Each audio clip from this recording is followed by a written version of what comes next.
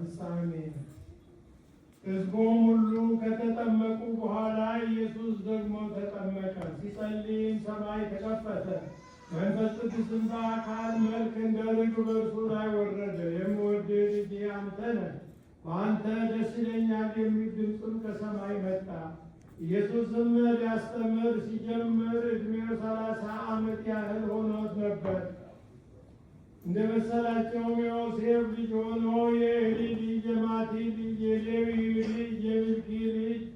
የዮና ልጅ፣ የዮሴፍ ልጅ፣ የማታትዮ ልጅ፣ የአሞጽ ልጅ፣ የናሆም ልጅ፣ የኤሊም ልጅ፣ የናጌር ልጅ፣ የማአት ልጅ፣ የማታትዩ ልጅ፣ የሴም ልጅ፣ የዮሴፍ ልጅ፣ የዮዳ ልጅ፣ የዮናን ልጅ፣ የሬስ ልጅ፣ የዘሩባቤል ልጅ፣ የሰላትያል ልጅ፣ የኔር ልጅ፣ የሚልኪ ልጅ፣ የአዲ ልጅ፣ የዮሴዋስ ልጅ፣ የቆሳም ልጅ፣ የኤልማዶም ልጅ፣ የኤር ልጅ፣ የዮሴ ልጅ፣ የአልዓዛር ልጅ፣ የአራም ልጅ፣ የማጣት ልጅ፣ የሌዊ ልጅ፣ የስምዖን ልጅ፣ የይሁዳ ልጅ፣ የዮሴፍ ልጅ፣ የዮናን ልጅ፣ የኤልያቄም ልጅ፣ የሜልያ ልጅ፣ የማይናን ልጅ፣ የማጣት ልጅ፣ የናታን ልጅ፣ የዳዊት ልጅ፣ የእሴይ ልጅ፣ የኢዮቤድ ልጅ፣ የቦዔዝ ልጅ፣ የሰሎሞን ልጅ፣